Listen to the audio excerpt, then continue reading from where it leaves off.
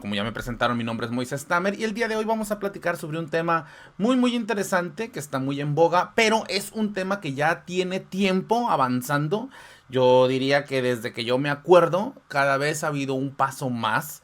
Estamos hablando de la profesionalización de la refrigeración en estos tiempos en los que ha habido tanto cambio, en estos tiempos en los que cada vez son más diversos el tipo de equipos y cada vez es más poco común que te encuentres equipos igualitos que se reparen y generalmente aparezcan las mismas fallas en todos estos equipos. Bueno, vamos a pasar con la presentación, si me lo permiten.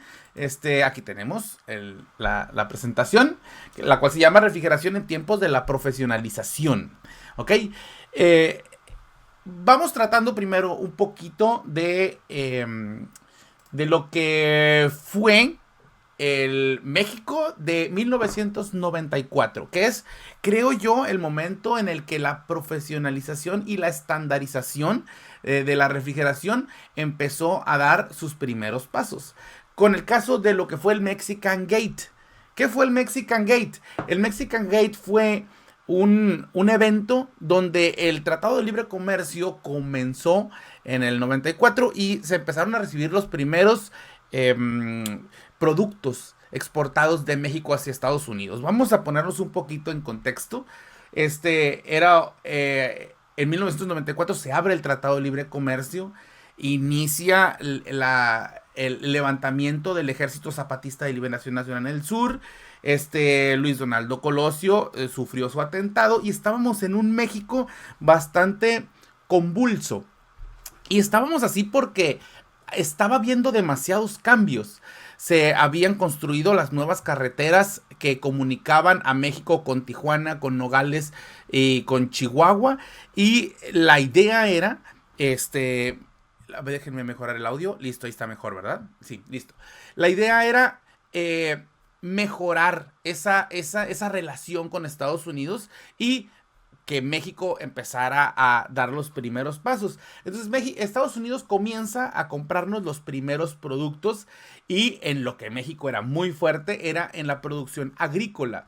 Entonces empezamos con la producción agrícola y lo primero que tenemos que mandar para Estados Unidos son fresas.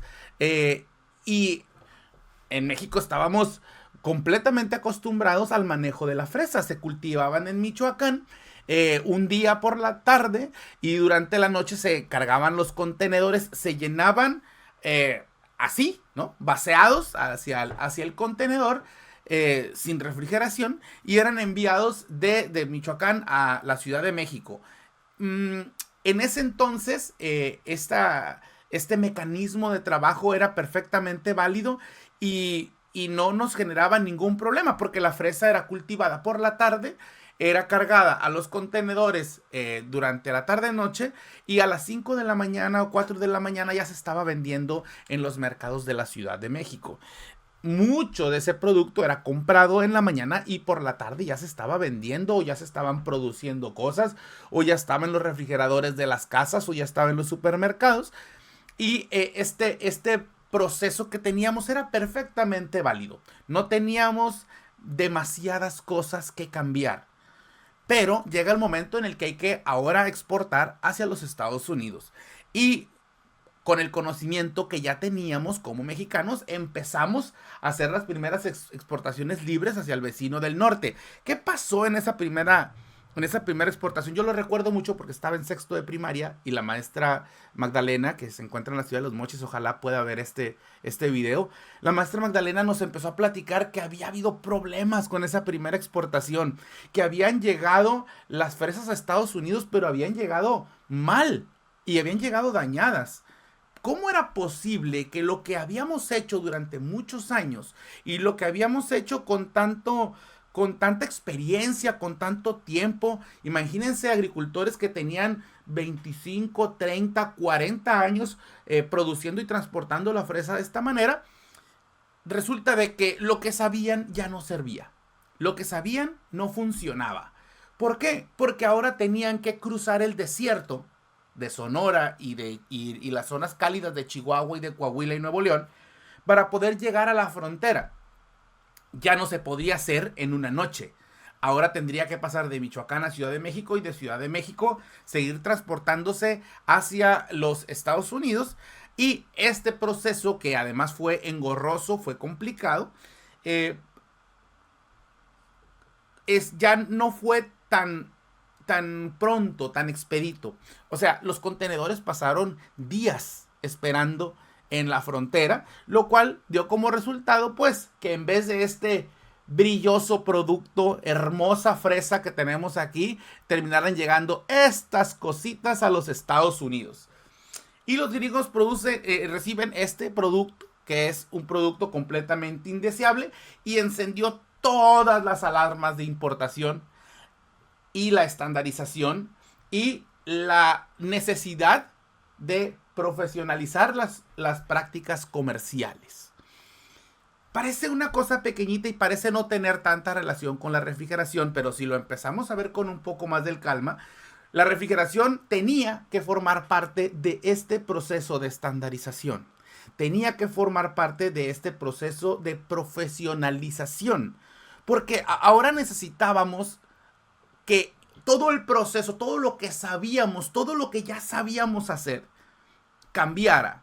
Y necesitábamos que la información sobre cómo se mueven las bacterias, los hongos, las algas, la maduración, simplemente se transportaban las fresas arrojadas en el contenedor y ahora era obligatorio que la fresa fuera dentro de una canasta plástica y que la canasta plástica fuera adentro de una caja y que la caja no fuera completamente cerrada, porque si la cerrabas por completo incrementabas el nivel de humedad, sino que fuera abierta completamente, que esa caja tuviera soportes firmes, esquineros, y eso nos impedía que pudiéramos enviar un producto de buena calidad a los Estados Unidos.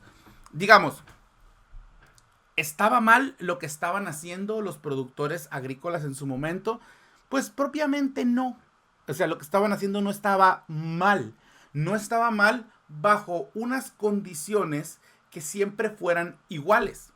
Cuando las cosas comienzan a cambiar, es entonces cuando una profesionalización, una estandarización es exigida. Como les decía, las cajas de cartón, la manera en la que eran ensambladas, el tipo de cartón que se iba a utilizar, el refuerzo de los esquineros que tenía que tener porque la caja no podría ir cerrada, y todas estas cositas fueron armando lo que después se convirtió en un estándar. Pero no les voy a adelantar demasiado sobre los estándares, ahorita vamos a hablar un poquito más sobre eso. Pero no solamente eso, unos poquitos años atrás, creo que fue como en el 80 y algo, 87 por ahí, se había descubierto el agujero en la capa de ozono, lo que se le decía el hoyo de la capa de ozono. Todo el mundo estaba asustado.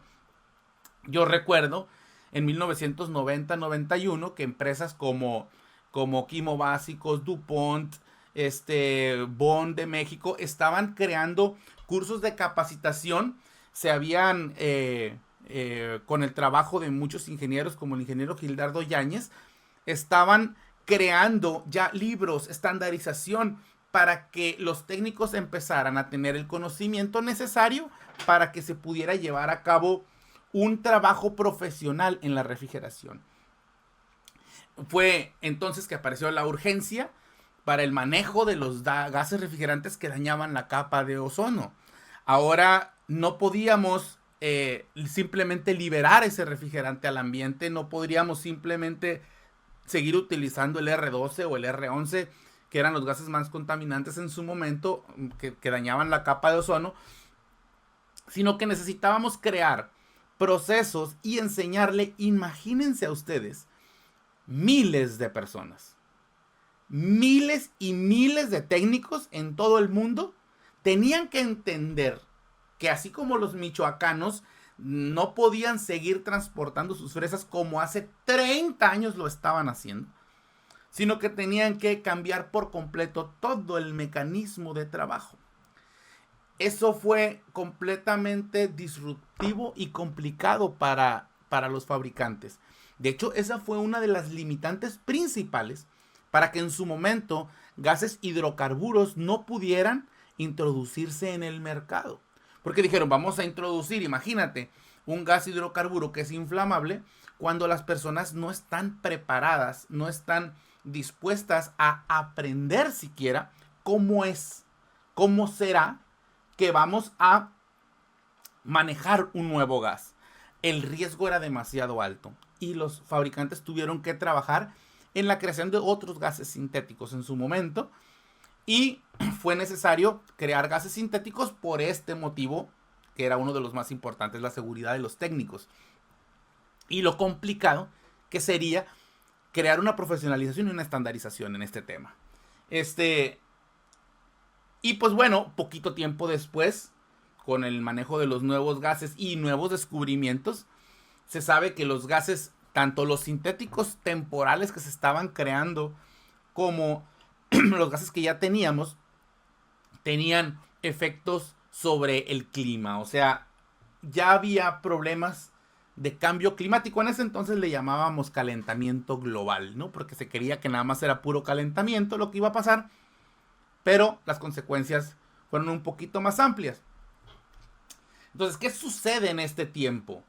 Se descubren otras nuevas impedimentos para seguir trabajando la refrigeración como estábamos acostumbrados a manejarla. ¿Qué más pasó? Como consecuencia de lo anterior, no solamente el manejo de los gases, el consumo eléctrico de cada uno de los compresores que estábamos manejando en su momento. Aquí tenemos este hermoso compresor creado por inteligencia artificial, que se ve bastante moderno, hasta se me antojaría que existiera un compresor como ese. Pero se tenían que crear compresores nuevos, tenían que crearse tecnologías más eficientes.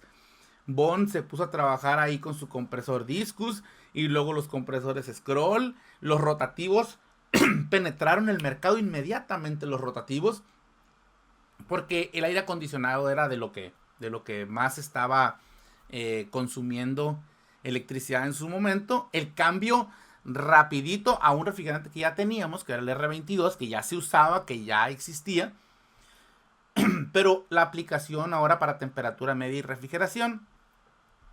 Entonces entra la urgencia, entran los cambios. Pero ¿qué pasa?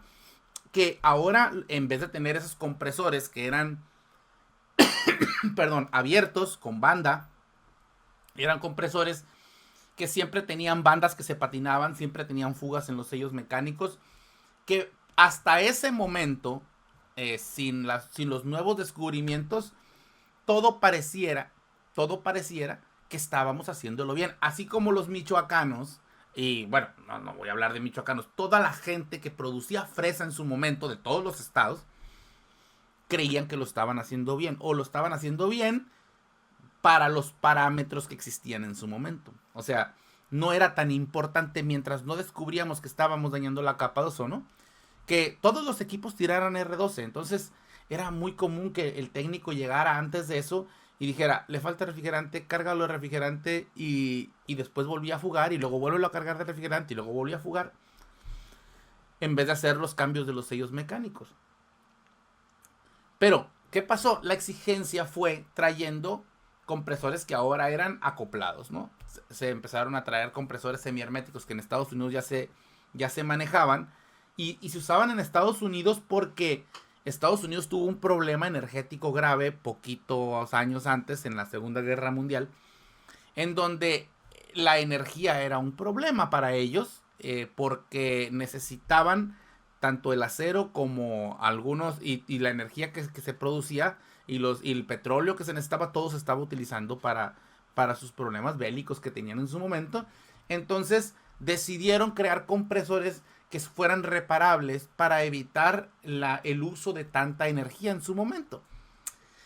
Entonces ya Estados Unidos ya tenía compresores semiherméticos, empezamos a traerlos a México, y los compresores herméticos pegan el boom y llegan ahora por todas partes, mientras que el 100% casi de los equipos tenían compresores abiertos. En cuestiones de 5 a 7 años el panorama era otro. Ahora cada unidad condensadora que se instalaba eran compresores herméticos. Los fabricantes de refrigeradores en su momento hacían su trabajo de empezar a introducir compresores herméticos cada vez más eficientes. Pero, ¿qué pasó? Como cada cambio, todo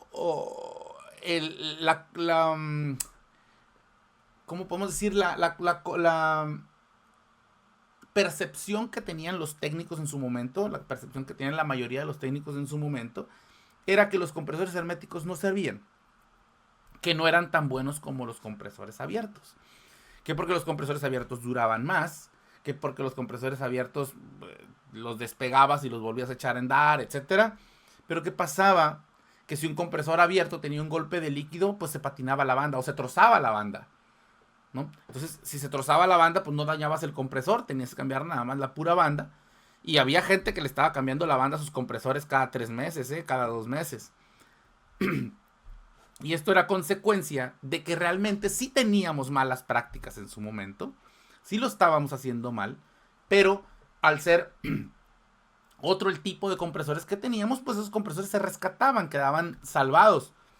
Ahora, ya no podíamos dar paso atrás, ya no podíamos regresarnos a compresores que tuvieran sellos mecánicos, no podíamos regresar a compresores que tuvieran bandas, porque ese patinado de las bandas generaba una ineficiencia eléctrica y esos sellos mecánicos generaban fugas de refrigerantes.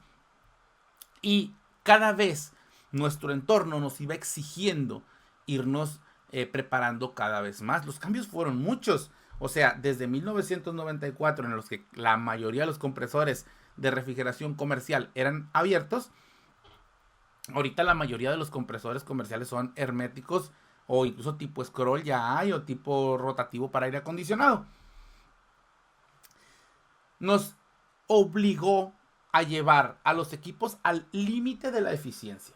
O sea, antes casi todo tenía tubo capilar, aumentaron el uso de las válvulas de expansión y esas válvulas de expansión cada vez tratando de aprovechar la mayor cantidad de evaporador, cada vez tratando de llegar a enfriar la mayor parte del evaporador posible para aprovechar la eficiencia energética, perdón, para aprovechar la capacidad frigorífica de los equipos y en consecuencia que la eficiencia energética fuera mayor en los equipos.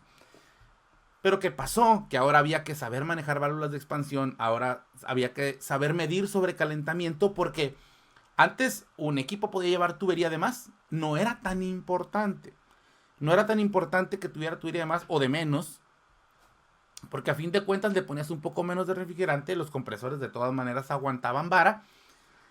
Pero como conforme fueron cada vez haciéndose más complejos, fueron exigiendo cada vez técnicos más capacitados. Ahora había que saber sobre calentamiento, subenfriamiento, temperaturas de descarga, medir amperajes, arranques. Antes, si arrancaba el compresor con ese capacitor seguía funcionando. Ahora no. Ahora había que medir capacitancias porque las bobinas tenían que ser de cableado, menor cantidad de cableado. Las bielas de los compresores perdón, tenían que ser más livianas. También consecuencia de que fuera más liviano el compresor. Y eso hacía que si llevabas a cabo con malas prácticas tu trabajo, terminaras tronándote las bielas de los compresores. ¿Qué pasa? Que de nuevo hay otros cambios, entran los compresores scroll y es la misma percepción que lo nuevo es lo que nos sirve. Pero conforme nos vayamos acostumbrando, va a pasar lo mismo que está pasando ahorita. Ahorita la mayoría de los técnicos aman los compresores reciprocantes y estamos un poquito resistentes al cambio. Pero esos mismos compresores éramos los que no queríamos en su momento. Y no nomás eso, o sea, para cuando en México se implementaron, como les comentaba hace un momento, los compresores herméticos y semiherméticos, Estados Unidos ya tenía 20 y tantos años utilizándolos. Estados Unidos ya había pasado por el proceso de esas cosas son de menor calidad y no querían, se resistían al cambio, ya lo habían aceptado, ya Estados Unidos, los técnicos de Estados Unidos creían que los compresores eran lo mejor que había sucedido y nos mandan esos mismos compresores, como les decía, gracias al Tratado de Libre Comercio, nos mandan esos compresores, los mismos que ellos usaban allá, lo mismo que ellos tenían allá, pero en México comenzaron a fallar. Fue un dolor de cabeza, mientras que los fabricantes daban un año de garantía en los compresores, luego dieron 6 meses de garantía de compresores. Ahorita hay marcas que te dan 30 días o 15 días y hay otras marcas que te dicen, ya si sale de la tienda ya no te lo puedo devolver. ¿Por qué? Porque tienen todavía ese recelo, esa desconfianza de la capacitación de los técnicos y de las necesidades que hay de profesionalización en ellos. Bueno, vamos a pasar aquí a la siguiente diapositiva. ¿Cómo se forman los técnicos en México? ¿Cómo nos formamos? Generalmente hay 3 maneras de convertirte en técnico en refrigeración en México. Una es la manera informal. Eso significa que aprendiste en el taller con un técnico, con lo que iba saliendo, con los trabajos que iban saliendo, con el lenguaje de un técnico que podría ser muy bueno, pero que no estaba capacitado en educar gente, con el poco tiempo que había para explicarte, sobresimplificando los temas, pero así nos formamos, yo creo, 9 de cada 10 técnicos, y 8 de cada 10 técnicos, si no es que hasta más. Esa es la educación informal. O sea, no hubo ni siquiera un lineamiento de qué cosas tendrías que saber. Para el informal es bien difícil decir a partir de qué momento me convertí en técnico en refrigeración. ¿Cuándo es que yo llego, me presento y digo, mi nombre es Moisés Tamer y soy técnico en refrigeración?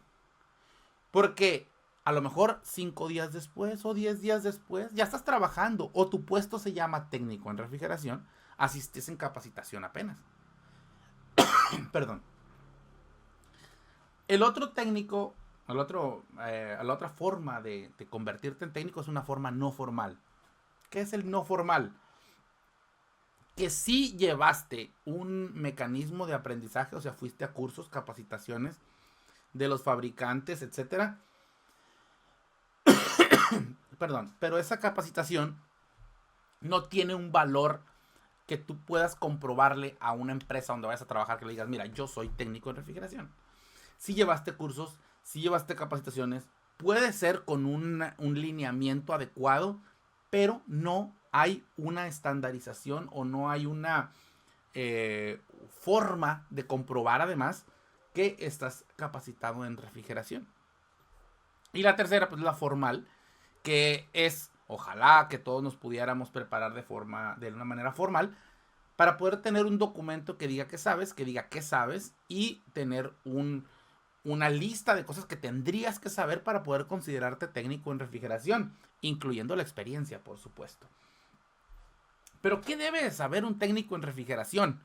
O sea, ¿qué es lo que le hace falta al técnico para poder decir soy técnico? Pues para eso es para lo que se crearon los estándares de competencia.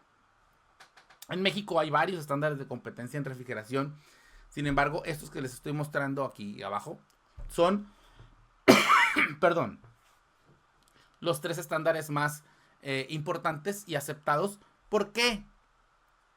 Porque esos estándares fueron creados por fabricantes y expertos en refrigeración y son aceptados por las marcas. O sea, hubo empresas que formaron parte de la creación de esos estándares de competencia, que son el 506, que es un estándar diseñado para sistemas de refrigeración de hasta 25 toneladas de refrigeración, o sea, aire acondicionado de hasta 25 toneladas o sistemas de refrigeración de hasta 25 toneladas.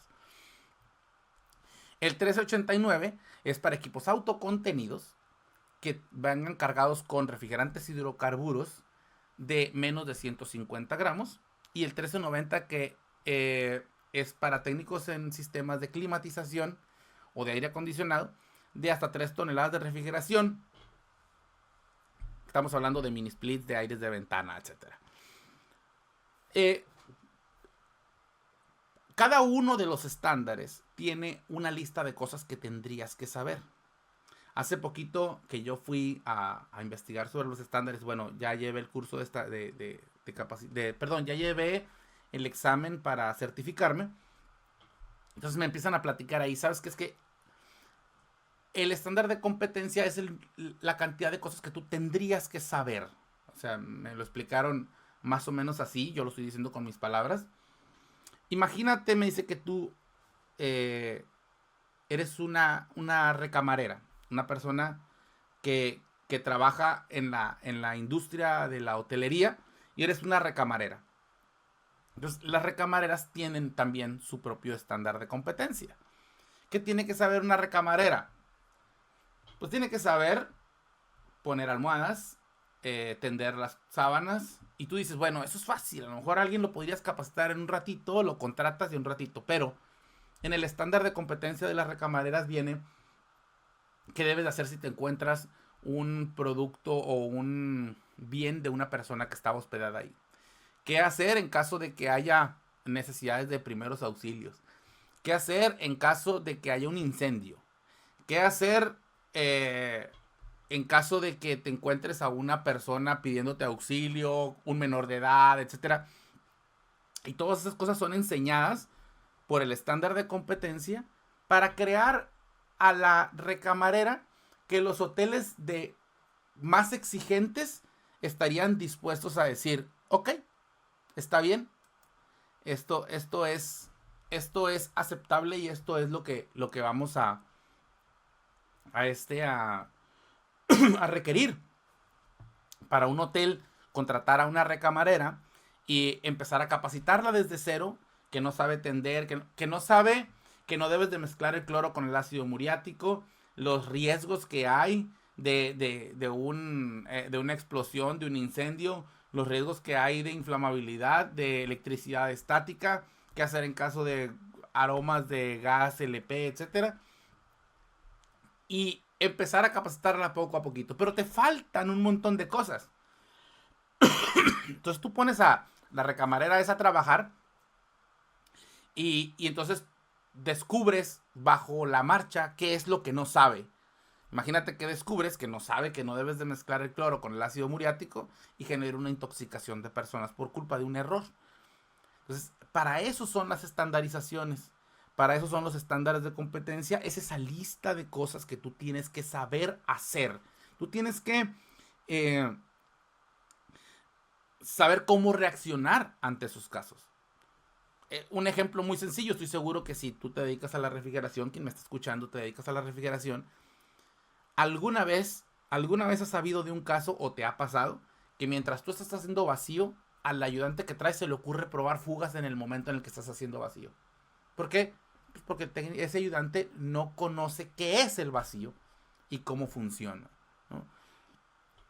Y no sabe que si ahí había una fuga y le pones agua jabonosa mientras estás haciendo vacío, pues el jabón va a entrar al sistema. Es por eso que los estándares se convierten en esta cosa tan importante, en esta exigencia, porque como hablábamos hace un momento acerca de las fresas, ahora que ha habido cambios en la refrigeración, ahora que ha habido cambios en las exigencias en la refrigeración, entonces hemos tenido que hacer cambios también en la manera en la que estamos trabajando. Pues bueno, en el estándar 506, ¿qué es lo que se ve? Pues bueno, que sepas, a diferencia, vamos a comparar, ¿no? El estándar 506 con el 1390. Estos dos estándares, tú podrías decir, bueno, es que alguien que checa un aire acondicionado de 3 toneladas podría checar uno de 25. A lo mejor sería la misma cosa, ¿no? Pero resulta que en el estándar del 506, que son 25 toneladas, ahí tienes que ver cómo funciona un contactor. Ahí tienes que ver cómo funciona una válvula de expansión. Ahí tendrías que ver cómo funciona un sistema pump down. Ahí tendrías que saber otras cosas que en el estándar 1390 no te lo van a exigir. ¿Por qué? Porque no es necesario. En el estándar 389, que me parece a mí, en lo personal, perdón, uno de los más importantes hasta el momento, bueno, por el momento, porque ahí te evalúan qué tanto sabes sobre el manejo de los gases hidrocarburos. O sea, los gases refrigerantes, que son hidrocarburos, a diferencia de un hidrocarburo como el gas LP, no puede agregársele ninguna sustancia distinta al refrigerante. Cualquier sustancia que haya distinta a refrigerante en el sistema y el refrigerante y el aceite, cualquier sustancia se considera un contaminante. Entonces, el refrigerante hidrocarburo no puede llevar aditivos que generen, para los que generan aroma, por ejemplo, para el gas LP. Además de que es un producto derivado del azufre, no debe de haber ninguna sustancia que impida el comportamiento libre del refrigerante y debe de estar perfectamente puro. Entonces tiene que ser muy puro. Entonces los gases refrigerantes que son hidrocarburos no deben contener absolutamente nada. Y por consiguiente, a diferencia de un hidrocarburo como el gas LP, en el que te dicen, no, es que, ¿cómo puede ser posible que no te permitan poner más de 150 gramos de este refrigerante 290, por ejemplo? Cuando tenemos propano con una boya de 30 kilos o con un recipiente de 30 kilos en la casa. Esa es una pregunta perfectamente válida para alguien, ¿no? Pues resulta de que sí, pero esos 30 kilos contienen un aditivo que cuando empiece a fugar te va a dar el aroma y vas a ir a cerrarlo.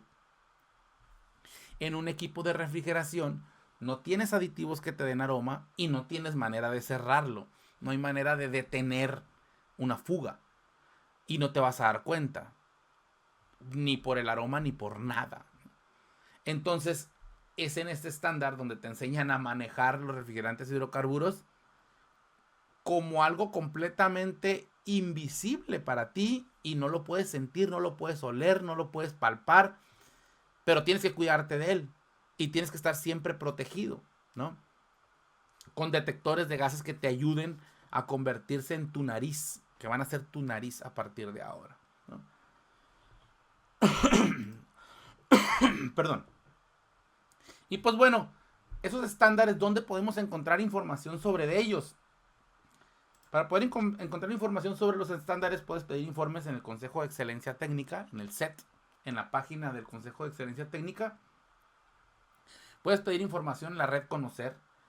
Y puedes pedir información también por medio de mis canales para si alguien desea obtener información sobre las capacitaciones sobre estos estándares de competencia. La idea es que las empresas tengan la libertad o la seguridad, la certeza de que contratando a alguien que cumple con un estándar de competencia, es alguien en el que un centro evaluador pudo verificar que es cierto lo que dice que sabe. Y, o sea, ¿para qué son creados? Eso se me olvidó decirlo hace un momento. ¿Para qué son creados los estándares de competencia? ¿Por qué existen? Existen como respuesta a que una profesión o un oficio como la refrigeración, que se convirtió en algo tan importante y se convirtió en algo tan necesario, que tuvieron las personas que aprender por su cuenta, de una manera no formal o de una manera informal, el Estado, la Secretaría de Educación o la Secretaría del Trabajo reconozcan que esta persona sí sabe, que esta persona pueda presentar un examen o un proceso de evaluación, un proceso completo, que la verdad es algo más complejo de lo que suena, que puedan pasar por este proceso de evaluación y que alguien les diga, ok, sí sabes, y aquí tienes un documento que comprueba que sabes.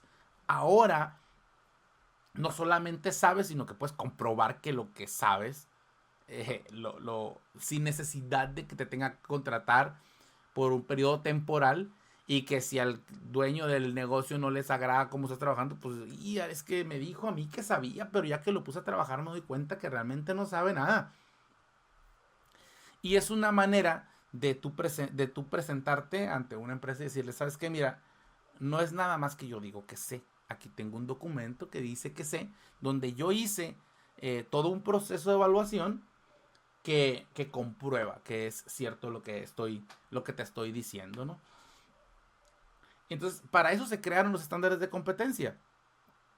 La idea es, de hecho, uno de los requisitos de los estándares de competencia es que la persona no necesita presentar ni un grado educativo, o sea, no está obligado a tenerlo. Si lo tienes, pues qué chulada. Pero tú puedes presentarte, perdón, ante el Consejo de Excelencia Técnica con el conocimiento que tienes y decir, sabes que yo no he estudiado ni la primaria, brother. Ni en quinto de primaria me quedé. O en tercero de secundaria no me gradué de la secundaria. Pero aprendí refrigeración y soy bueno en esto y trabajo en esto y lo sé hacer. Y puedo comprobarte que lo sé hacer. Entonces entras a un proceso de evaluación en el cual se te expide un documento. Imagínense ustedes como técnicos decir, ¿sabes qué? Mira, yo tengo un documento que dice que sé. Entonces tú te presentas ante una maquiladora y le dices, ¿sabes qué? Mira, yo te voy a presentar, este es mi trabajo, estos son mis precios, y te voy a agregar entre los documentos mi certificado donde yo te compruebo que sé. Y puedes pedirle a los demás técnicos que entren a la licitación si tienen algo con que comprobarte que saben o nada más dicen que saben, ¿no? Entonces ya con eso te puede convertir en una herramienta de ventas buenísima, ¿eh? Sí funciona y funciona bien, bien. Vamos a pasar a la siguiente diapositiva. Bueno, les comentaba, en la red Conocer se encuentran los estándares de competencia no solamente de refrigeración, sino de otras disciplinas, de otros oficios. Hay estándares de competencia de cómo poner pisos, cómo se deben de poner los vitropisos, de cómo se debe de hacer un enjarre, de albañilería, de plomería, de electricidad, donde gente que no llevó sus estudios quiera comprobar que sabe hacer las cosas. Y pueden acceder a la red Conocer y buscar los estándares de competencia. Voy a regresarme aquí por si no apuntaron. Los estándares de competencia son el S506, el S1389 y el S1390. Son los 3 estándares de competencia más importantes que están vigentes ahorita. Hay más, pero esos son los más importantes. Y ya solo los pueden buscar en la red Conocer o incluso directamente con el Consejo de Excelencia Técnica, quien los puede guiar con alguien que los capacite, los puede guiar con alguien que los evalúe y ellos siguen el proceso de certificación. Y por mi parte, yo doy capacitaciones en las cuales estoy alineándome cada vez más al estándar de competencia para que los técnicos que lleven un curso conmigo estén listos o estén más cerca de que puedan certificarse, pues, o sea, que tengan los conocimientos que ya sabemos que te van a exigir que tienes que saber, ¿no? Y pues bueno, con esto les agradezco su atención y su participación. Para comunicarse conmigo es aquí en cursos@moisestamer y procedemos a la sección de preguntas y respuestas. Mira, muchas de las certificaciones estas están basadas en las certificaciones de otros países, como la EPA, pero no tienen validez oficial como tal, porque es la Secretaría de Educación y la Secretaría de Trabajo los organismos que generan certificaciones con validez oficiales para México. Lamento porque me imagino que va a haber gente de Latinoamérica viendo estos videos. Habría que averiguar si en sus países existen estos estándares de competencia. Sé que hay países de Latinoamérica que ya están viendo hacia México cómo lo estamos haciendo para poder replicarlos en sus respectivos países. Entonces es cuestión de averiguar en otros países de Latinoamérica para ver si ya los tienen disponibles o si los están preparando apenas. Ok, voy a regresarme aquí al PowerPoint. Si quieren saber sobre cursos, pueden verlos conmigo en cursos@moisestamer.com. Y están el Consejo de Excelencia Técnica y la red Conocer. Lo voy a dejar aquí.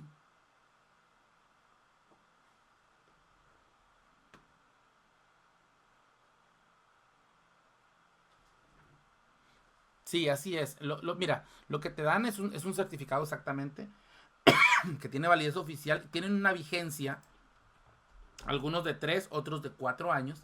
Y la razón por la que tienen vigencia es porque tienes que acercarte cada 4 años o cada 3 años, según la vigencia de cada estándar, a comprobar que a pesar de los cambios que está habiendo en este rubro de la refrigeración, tú te estás manteniendo vigente. O sea, si a lo mejor te explicaron algo ahorita con respecto del refrigerante R22 o con el R404 o 410, y resulta que dentro de 4 años las cosas cambiaron. Es por eso que sí, tienen validez oficial, pero tienen que estarse renovando cada tanto tiempo.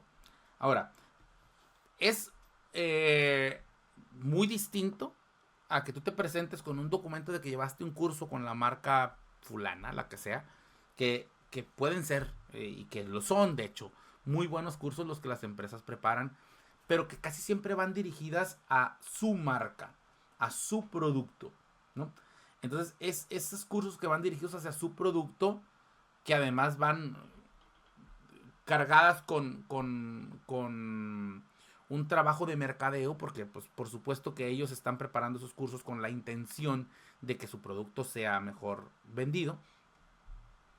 Y a diferencia de esos cursos, los que se llevan para la certificación o la certificación como tal que se lleva en el Consejo de Excelencia Técnica son completamente libres de marcas. O sea, no te van a estar explicando sobre una marca, sino que la idea es que tú sepas de todas las marcas, pues, o que puedas transportar el conocimiento a una marca o la otra.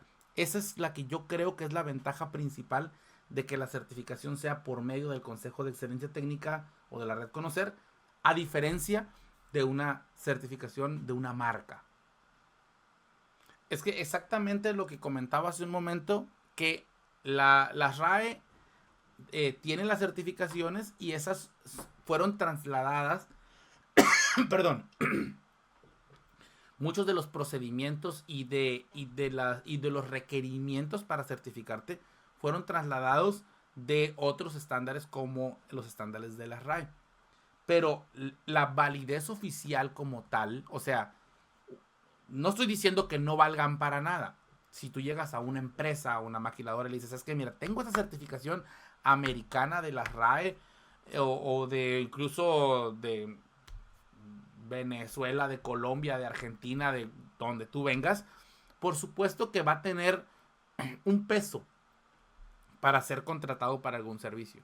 Sin embargo, la validez oficial como tal en México solamente la tiene la red Conocer.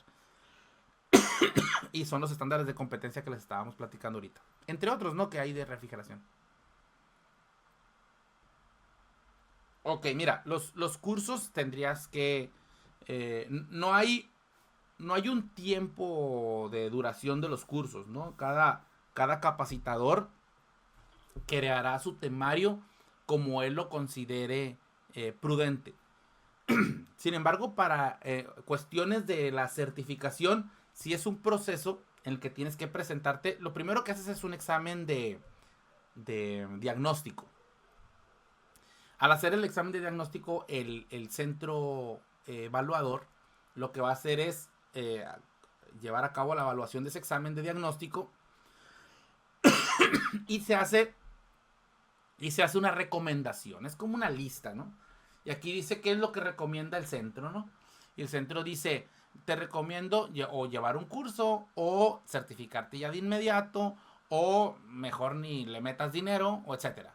Y de este lado, de la otra columna, vienen las mismas cosas, pero qué es lo que tú deseas hacer. Entonces, tú haces el examen y el centro evaluador te puede decir, mijo, la neta, para esto no sirves, tú vete a hacer otra cosa. Entonces tú puedes ponerle a este lado, quiero llevar un examen de evaluación. Entonces ya el centro certificador te va a dirigir a quien te puede dar el examen. En mi caso yo lo llevé y el centro evaluador me puso como recomendación que ya me podía certificar, ya podía proceder a certificarme. Pero yo pude haber decidido, ¿sabes qué? No, sí está bien que ellos me recomienden que ya, pero yo quiero llevar primero un examen y quiero llevar primero, o sea, otra cosa, que la lista que está ahí, y tú seleccionas lo que tú quieres, ¿no? ¿Por qué? Pues porque no pueden impedirte, pues, que tú te certifiques. No te pueden, ni tampoco te pueden impedir O sea, si el centro de valor te dice, te recomiendo llevar un curso y tú decides por ti mismo decir, ¿sabes qué? No, yo prefiero ya proceder a evaluarme. Entonces, das palomita a evaluarte y tienes que seguir el proceso de evaluación. Y si lo pasas, pues lo vas a pasar. El asunto es que siempre el centro evaluador tiene que pasar por ese proceso. Una vez que ya pasaste por ahí, tú decides llevar el examen, llevas el examen, lo acreditas y después pasas a otro proceso en el que un organismo evalúa la manera en la que te evaluaron y evalúa que lo que hiciste sea realmente lo que sabes, ¿no? Y ese también lleva otro tiempito de unas semanas después. Y después de que se revisó el proceso con el que te evaluaron, luego se revisó cuál fue tu desempeño en la evaluación, hasta después de eso es que se emite un certificado.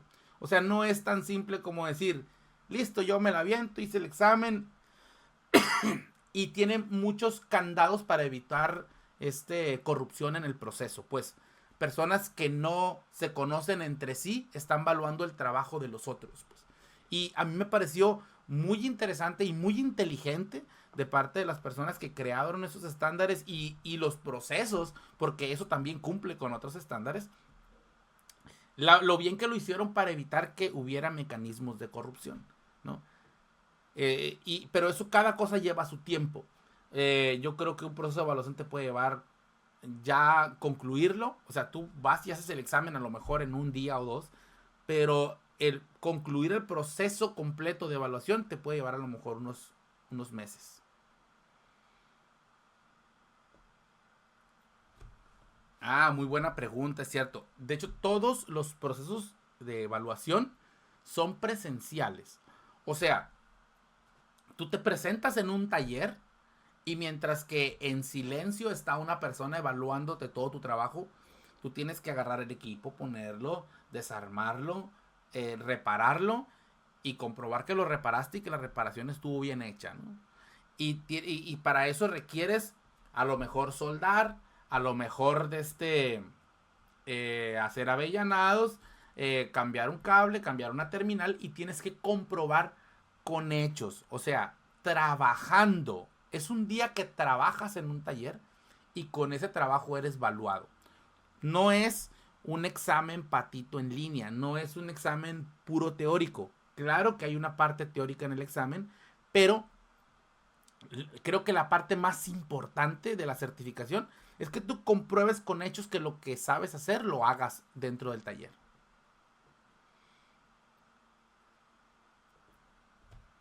Bueno, por medio de la red Conocer y el Consejo de Excelencia Técnica, ellos los pueden orientar. Creo que hay en Guadalajara, en Monterrey y en Ciudad de México. Ojalá pronto haya por acá, por la zona de Sonora. Si este proceso que estoy siguiendo de certificarme resulta como debe de ser, posiblemente haya algo por este lado también. Pero la idea es que también esta red de centros evaluadores vaya creciendo conforme las necesidades lo vayan pidiendo. O sea, las zonas donde haya empresas maquiladoras o donde haya empresas que quieren llevar a cabo sus procesos bien estandarizados. Ah, ok, buena pregunta. Sí, el proceso de llevar un examen y de certificarte con el fin de evitar problemas de corrupción, no puede ser la misma persona que te da el curso que la persona que te evalúa. O sea, una persona te da el curso y otro centro evaluador te va a llevar a cabo la evaluación. Esto es con la idea de que no pueda la misma persona que te dio el curso calificarte, pues. Y eso es parte de este proceso, como les digo, que desde mi punto de vista muy personal está muy bien diseñado y está creado para que no puedas la misma persona que te llevó el examen, perdón, que te dio el curso, te haga el examen. Entonces, no, la verdad es que tienes que llevar el curso con una persona y es una recomendación del centro evaluador y esa recomendación del centro evaluador también va en consecuencia de que ellos no puedan inventarse que necesitas un curso cuando no lo ocupas, porque no lo pueden dar ellos tampoco. Entonces, hay varios centros que te pueden capacitar y hay centros para evaluarte. Ok, como, bueno, retomando, ¿no? Una cosa es llevar el curso y otra cosa es hacer el examen de certificación. Desde que tú haces el curso hasta que tú hagas el examen de certificación es el tiempo ya que tú decidas. Porque el curso podría acabarse hoy y mañana ya tener la cita para el examen de certificación. Pero el asunto es que, como les digo, un tiempo estimado son, creo que como 12 semanas o 16 semanas, algo así, entre que tienen que verificar cada uno de los procesos, que se ha llenado toda la documentación, que se crean unos, que se emiten los documentos y que son enviados y entregados, ¿no? Entonces, ese proceso sí puede llevar unas 16 semanas, de 8 a 16 semanas. Entonces, si alguien llegó a cometer algún error en el proceso, se tienen que corregir todos esos. Bueno, es un proceso, pues, pero sí, lleva un tiempito desde que haces el examen hasta que te entregan el certificado. No, definitivamente no hay un límite. Mientras tú acredites las certificaciones, tú puedes llevar todas las que quieras. Por supuesto que cada una es para un asunto distinto y tienen un costo, ¿no? Eso tendrías que verlo ya con el centro evaluador. Y pues bueno, no vas a andar comprando 20 certificaciones si no las ocupas para tu rubro. Si tú te vas a dedicar a la refrigeración y tú dices, es que quiero presentarme ante una empresa para atender los equipos de refrigeración que son de menos de 3 toneladas. Bueno, pues hago mi certificación de menos de 3 toneladas. O si tengo la capacidad para atender equipos de hasta 25 toneladas y estoy seguro que puedo acreditar ese examen, pues voy y lo presento y lo acredito, ¿no? Pero ese examen. Si no voy a atender equipos de gases hidrocarburos. Ahora, si mi intención es atender equipos autocontenidos, refrigeradores, vitrinas de menos de 3 toneladas y además quiero atender equipos con hidrocarburos, pues podría llevar estas dos certificaciones. Ahí ya será decisión de la persona, pero los que quieras llevar no tienes límite para llevarlos para acreditarte.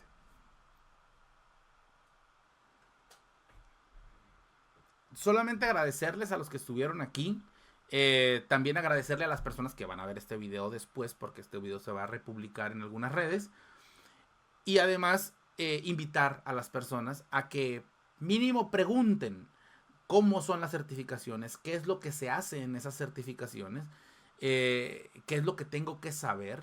Y una vez que veas cómo es el asunto, te vas a motivar tú solo a hacerlo. La verdad es que yo primero pregunté, un día se me antojó de tanto que miré las cosas y dije, qué interesante está esto, yo quiero formar parte de los primeros técnicos certificados de México. Y di el paso. Mm, Aquí no hay en Hermosillo quien no hay centros evaluadores ni capacitadores hasta ahora. Y tuve que ir a la Ciudad de México y llevé el proceso hace poco tiempo. Pero la verdad es que lo hice con mucho gusto de la mano de la gente de Grupo Refrigerantes y de que fue el centro evaluador y el Consejo de Excelencia Técnica que es el centro certificador. Todo fue interesante, nuevo y es una gran experiencia y creo que todo técnico debería hacerlo por lo menos una vez. Les agradezco por su atención y gracias por estar aquí. Hasta luego.